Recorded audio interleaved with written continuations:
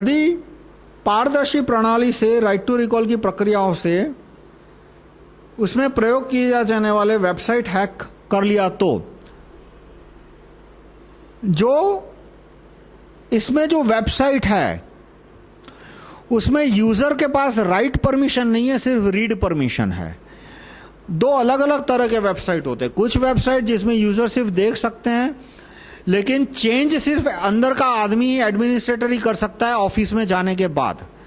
उसकी network connectivity एक तरह से वन साइडेड होती है। कैसे कि जो राइट हो रहा है वो पटवारी की कचहरी से हो रहा है, यानी पटवारी की कचहरी है, वहां पे एंटर होता है, वहां राइट होता है, वहां से सेंट्रल ऑफिस में जाता है। सेंट्रल ऑफिस है वो डेटा डीवीडी पे कॉपी करके वेबसाइट पे रखती है। ये पूरा डिटेल मैंने बुक में दिया नहीं है, पर यदि वेबसाइट सिक्योर करना हो तो इस तरह से कर सकते हैं कि हर 3 घंटे में वो एक पूरा डीवीडी बनाएंगे और उसको वेबसाइट पे रखेंगे, और इंक्रीमेंटल चेंज होगा वो सीधा वो हार्ड डिस्क पे आएगा। यानी जो जिस सर्वर पे राइट एक्सेस है, वो राइट जिस पे डेटा है उस पे पब्लिक का कोई एक्सेस ही नहीं है। उस पे एक्सेस है सिर्फ कलेक्टर की ऑफिस से और ये पटवारी की ऑफिस से। तो एक पटवारी का कंप्यूटर आपने हैक कर दिया तो चलो 1000-2000 वोटर का डेटा करप्ट हो जाएगा, पर उससे मिलेगा क्या तुम्हें?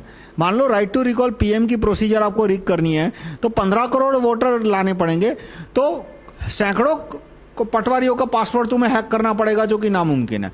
यदि आप ऑफिस में घुस गए तो ऑफिस में घुसने के बाद तो कुछ भी हो सकता है, ऑफिस में बम ही रख दो, पर वो काम इतना आसान क्यों नहीं है कि उसमें आप डेटा को डिस्ट्रॉय कर सकते हो, अपनी मर्जी का डेटा नहीं रख सकते। और अंत में यदि हैकिंग होता है तो तुरंत पता लग जाएगा।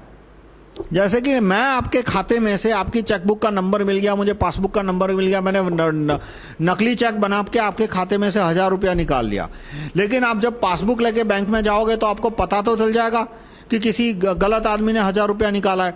तो इसमें हैक करके यदि डेटा कोई मैनिपुलेटेड डेटा रखता है तो पता कैसे लगेगा?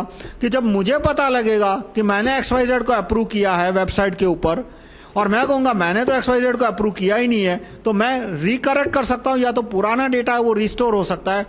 तो इस तरह से वेबसाइट होने की प्रोबेबिलिटी इसमें बहुत ही कम है। और यदि वेबसाइट हैक हो भी गया तो बाद में उसको रिपेयर किया जा सकता है और पुराना डेटा रख सकता है। तो ये जो टीसीपी की प्रोसीजर है वो बैंक के वेबसाइट से ज्यादा सिक्योर है।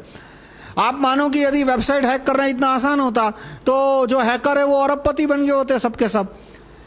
इतना आसान नहीं होता कि बैंक का वेबसाइट हैक लाखों करोड़ डॉलर की चोरी कर लो और पकड़े ना जाओ। दोनों चीजें चाहिए, आप चोरी करने के बाद पकड़े ना जाओ। तो इस तरह से टीसीपी है वो बैंक के वेबसाइट से ज्यादा सिक्योर है, तो हैक करने की प्रोबेबिलिटी बहुत कम है।